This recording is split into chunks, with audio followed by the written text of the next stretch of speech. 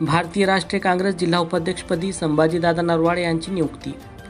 महागाव तालुक्यातील काँग्रेस पक्षाचे ज्येष्ठ नेते, राजकारणातील ज्येष्ठ व्यक्तिमत्व, महागाव जिनिंग प्रेसचे अध्यक्ष व नगरपंचायतचे स्वीकृत नगरसेवक संभाजीदादा नरवाडे यांची काल भारतीय राष्ट्रीय काँग्रेस जिल्हा उपाध्यक्षपदी निवड करण्यात आली।